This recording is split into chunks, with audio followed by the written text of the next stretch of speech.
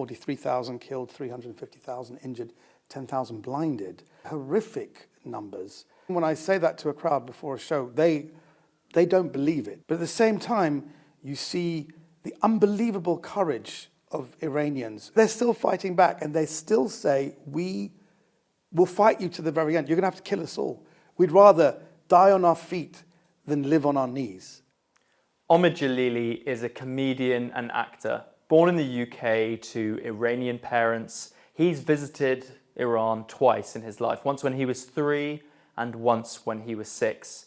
But as one of the most recognisable British-Iranians in the UK, he has been an outspoken voice on the situation in Iran, which has unfolded over the last month as we've seen a brutal crackdown, a deadly crackdown, under the cover of an internet blackout against anti-regime protesters. I'd like to start with your own relationship with Iran. You have become one of, if not the most recognisable British-Iranian in the UK, in this country. How important is Iran to you? Look, I've been following this story very, very closely, not just as an Iranian, as a human being interested in human rights. My parents first moved to Germany, actually, and then my mother couldn't get her head around the German language, and she always wanted to be a dressmaker. That whole London fashion scene was big at the time, so she told my dad, we've got to move to London, and we did. But I think after the 1979 revolution, it became very clear that we should stay, and the British government gave us a kind of official refugee status when I was around 12 years old, and thankfully we stayed. I was very upset with what happened in 2022 with the whole Mahsa Amini uprising, and it seems that every time there's an uprising, the people are not just, crushed, they're clobbered and killed. Iranians know how this regime behaves. They haven't had any change in their behavior. And so that particular uprising stopped and everything went back to normal. And then with this particular uprising, which started off as an economic protest, because the money is almost worthless, that quickly switched to anti-government protests. And it was very moving for me to see people go up to security forces saying, what are you killing us for? Why are you shooting at us? Your money is as worthless as ours. Who are you defending? What's the matter with you? So that kind of sense of unity and togetherness I see as being very different, because the Mahsa Amini uprising, when you look back at it, it really was a lot about women and the right to wear a hijab or not wear a hijab. It seemed to be perceived as a middle-class movement. And now, because there was economic pressures, this is the whole country. This is 186 cities. That's something serious. Do you have loved ones, friends, relatives that you've been able to get some information, out of Iran? Well, the internet was partially lifted by I'd say about 30% connectivity. So there has been some connectivity, and people are talking. I've not spoken to any friends or family there at all for the last month. And I think that's why it's really hit the news big time in the West, because what they do whenever there's an uprising, the first thing they do is cut the internet. So there are no videos available for people to see, usually on the Telegram channels. And because I have Telegram, I go on and check to see what's going on, and I see the horror unfold before my eyes.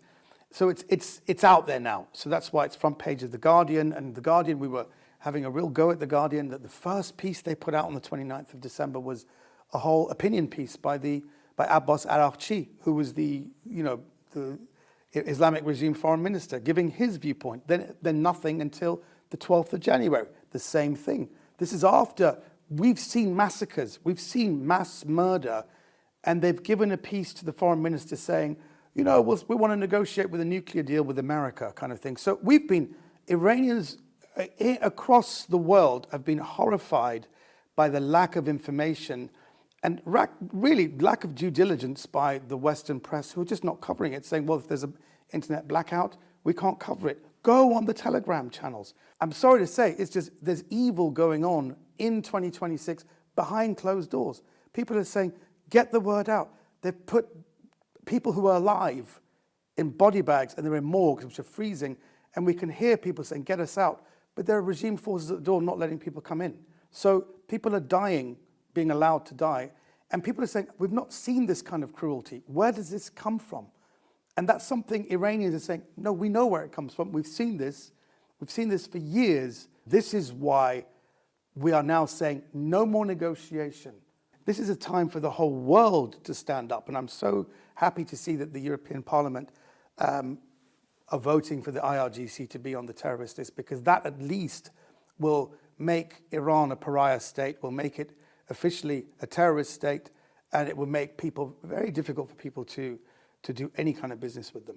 In terms of Telegram, Signal, the lifting of the internet blackout, things partially slipping out, whether through VPNs or Starlinks or satellite internet or internet proxies, the information has come out, and particularly in the last week, we've seen a barrage of brutal images and videos of defenseless civilians getting massacred in the street. For you, I've seen this as something you've engaged with a little bit, and it's important that everybody does, but how much of a toll does it take seeing that kind of thing, and how do you deal with it? It's a good question, because it does exhaust you. At the moment, I'm on a stand-up tour, so I look at these things just to check what's going on, try and put out a couple of posts, tweets, just to make people aware. And then I've got to go out and be funny. You know, that's very difficult. In fact, what I've done now is I go out and I speak to the audience before I bring on my support act and just say, look, this is a very difficult time, not just for Iranians, but for humanity. You know, and a lot of people don't know. I said the latest we've heard from the International Center for Human Rights, I mean, their numbers are astronomical. It does seem to be that the press seem to pick up that it's more than the 16,500 killed, which was previously reported. It's 20,000 and possibly more. One group has it at 43,000 killed, 350,000 injured, 10,000 blinded, which are horrific numbers. And it does take its toll. But even when I say that to a crowd before a show, they don't believe it. They don't believe, a lot of people don't believe that security forces in another country can just go up to unarmed civilians and shoot them in the head. We've seen that. Where in Britain, it's hard to get, it's not a joke, but it's hard to get a policeman to come out even if your car's stolen. So the people are watching this because how are they getting their security forces to do this? And I think that's the thing I've been trying to get my head around. And I've been watching a lot of the pronouncements by the Supreme Leader, Ali Khamenei. And there is a video, very clearly, he goes, to kill someone is bad. But worse than that is sedition, which means going against your government, which means protesting, which means criticizing a government. And they believe people who have sedition should then be killed. Now, most Muslims will say, okay, he's kind of got that out of context, because sedition in that context is about war or about collapse. You can't, it's not carte blanche to go and kill people in the street. So it is why the people of Iran are so upset, because it seems to be a distorted version of Islam. And Muslims, real good Muslims, are saying this is not representative of what we believe. So this is what's going on. People are brainwashed into thinking I'm killing people, and the more people I kill, the more I will go to heaven. There was a young kid, 17 years old, and we just heard a report, he just shot someone in his village, and his own family grabbed him, took him out and beat the hell out of him, saying, what the hell are you doing? What is this nonsense in your head? It is a disease. The disease of any kind of religious fundamentalism or radicalism is what leads to this kind of violence. And they believe that violence is actually the remedy. It is justified. It's the remedy towards the evil of sedition. So that's what I've been trying to get my head around. And that's the thing I'm thinking, why aren't more Muslims speaking out? And you think because they're probably scared. And that's the situation we're in. With all that's happening in Iran, how do you balance work and normal life? Even a question like that is hard for me to answer, because with all this going on in Iran, it's hard for me to even think about balancing work and life. I mean, look at me, I haven't trimmed my beard for a while. I haven't even cut my nails for a while. I do shower, I do feed myself, but it's very hard to get your head around the two sides of this coin of humanity. On the one side, we see such tremendous brutality. Human beings are capable of cruelty and brutality in a way that you don't even see animals. So you can't say this is animal behavior, because even animals don't behave like this. But at the same time, you see the unbelievable courage of Iranians who are, faced with people with guns, and they've got rocks and they've got their bare hands. And they're still fighting back, and they still say, we will fight you to the very end. You're going to have to kill us all.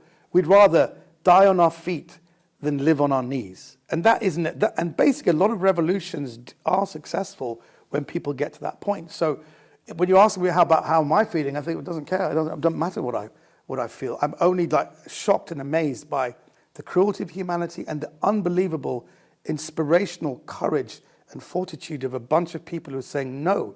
They're not just doing it for themselves. They're saying, we're doing this for the world because while this country, our own country, is using its huge oil reserves to fund terrorism across the globe, that whole thing about if someone's massacred their own children, what will they do to you? The people of Iran have this courage because they're doing it. And it is not hyperbole to say this. It's very important. People say, oh, what's he talking about? No, they genuinely are doing it not just for themselves, but for the whole world. Donald Trump has said a lot about Iran in the last month. It now appears that something could change. In the Indian Ocean, there is a naval fleet amassed that potentially could strike Iran. Mm-hmm. From your vantage point, would you welcome US intervention? Look, at the end of the day, when we're talking about foreign interventions, there is in the West a natural reticence because we've seen this historically, and it's very legitimate to worry. When you look at these countries like Syria, Iraq, Afghanistan, whenever there has been some kind of intervention, there's always a power vacuum, which has been filled by, especially after Iraq, ISIS, Daesh, all these things that come out which are much worse, which is why Iranians get so frustrated because we are an educated people. And when they say Iran, well, if you get rid of these people, isn't it going to be worse? And we just go, boy, can it get any worse than where it is now? How patronizing, how awful. And also the regime itself is using foreign intervention. A lot of the killing is being done by foreign militias. We had the former Iraqi deputy PM said 12,000 Iranians were massacred by Iraqi militias, and this is a heinous crime. They need to be brought to account. So, of course, Iranian people are not going to say no if anyone's going to stand up for them. Of course they're not. And I think it's really, really important that the armada is there right now. And Donald Trump himself has said, I may not have to use them. Because what we're seeing now, pronouncements from the IRGC saying, we will hit the Americans, we will attack them because we have experience and we have our brave people behind us. Excuse me, you're at war with your own people. Do you really think those people are now going to join forces with you to go and fight another foreign entity, which is America? Are you out of your mind? So this is where we think that the regime itself is imploding. There will be an intervention. And I think that's what Iranians would like to see. We would like to see some kind of intervention where this regime is stopped. Because what people want in Iran is freedom of speech, freedom of belief, for women to be flourishing, for people to have general freedoms. That is what they want. That's what they want their government to do. And if this government can't provide that, then we need something else. And if this turns out to be more than gunboat diplomacy and the US takes action in Iran, how does that situation play out? What are the different scenarios in your mind, possible scenarios? Very good question. I think, look, at the end of the day, the Iranian people a while ago, there was a Norwegian human rights agency did a survey, a secret survey amongst 10,000 Iranians saying, what do you want? And there were certain points. And the 2 points at the very top were the following. Number one, put the IRGC on the terrorist list. That's not me saying it. That's what the people of Iran are saying. And number two, most importantly, people outside of Iran do not tell us who will govern us when this lot go and how. And it seems to me that people have chosen an individual, Reza Pahlavi, who is the son of the former Shah, which is controversial for a lot of people. They've chosen him because of his pronouncements that he's not come back to lead. He's offering himself as a kind of custodian of transition, which I think is a very clever term, because he's not there to lead. We've spoken about a potential revolution from inside or regime change. A revolution does need a leader, invariably. Mm-hmm. And you strongly think that Reza Pahlavi, the son of the Shah who was toppled in in 1979 should play a role in that leadership beyond a transition period? I'm not saying anything from me. I'm just saying from what I observe. And I think it's to be very clear about this, when all the videos I've seen, they keep calling for his name. And from what I see from him, he seems like a very reasonable, educated person with his heart in the right place. So I'm just reporting on what the people have. That I just get very upset when people, British people tell me things like, I don't know what's going on, or it's going to be worse. And, this is just an Israeli and American coup. And I have to tell you, this is really shocking and very patronizing for Iranians. And actually that narrative that's played out in the media, and I've seen certain people saying, yes, we must absolutely call out the Iranian regime. And we can walk and chew at the same time. We can condemn the Iranian government, but we must also say this is totally a coup pushed by America and Israel. The people of Iran have fought too hard and too long for people to put their own political narratives into this scenario, to politicize what the people want as a kind of, a right-wing kind of like, we want imperialism. People of Iran are thinking about that. And anyone who's pushing that narrative, you're actually getting people killed on the streets of Iran, because those militias coming along, the militias who are brought in and they're shooting young people, they think they're killing Mossad. They think they're killing Jewish infiltrators, which is not the case. And I said from the very beginning, if you want to support the people of Iran, support them. Other than that, shut the hell up, because it's getting people killed. Well, then let's speak about the media. You've been a vocal critic of the BBC's coverage of Iran. You've suggested that they haven't given a strong enough or prominent enough place in their coverage to this story. Do you still think that is the case? No, I think they've changed. I think the great thing is, this is what gives me a lot of optimism when we talk about people power, when we talk about the role of social media. Social media is a weapon. And it's something that if it's truthful and righteous, social media is people telling people in leadership, look, like you're in the playground, he's doing this, look. And if you do it loudly enough, then people will come and stop a fight. I think that's what happens. So I do feel that as long as we get the voice of the people out there, which is why whenever these uprisings start, I kind of give over my social media to what I see as genuine voices that have been cut off, no internet.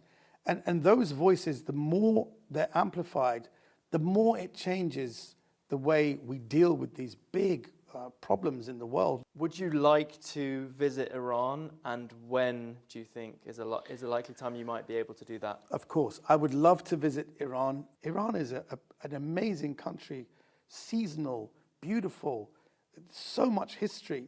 What could Iran become without this lot being there? And of course, I would love. I'm not saying I'll go and move there, because I'm British. I love being British. I'm a big football fan. I'm a Chelsea fan.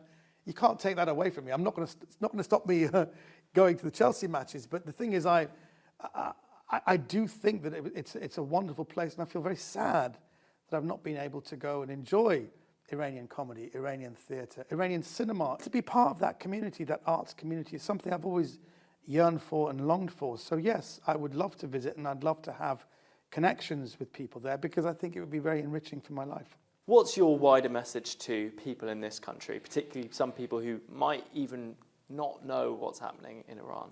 British people are good people. They care about human rights. They care about what's happened in Gaza, and so they should. But I'm just asking people to look into what's gone on in Iran. Don't see the Islamic regime as your friend. The enemy of my enemy is my friend, just because they are so anti-Israel. What message do you have to those people who are continuing to fight and protest and be brave? I think the message is always that we are with you. We say in Persian, Ma ba shoma hastim, and I've seen lots of Westerners saying that on their Instagram, saying Ma ba shoma hastim. We support you. We are with you. You are not alone. And if help is on its way, it's not just from Donald Trump, is from the whole world. And I think that's something that the people of Iran need to hear.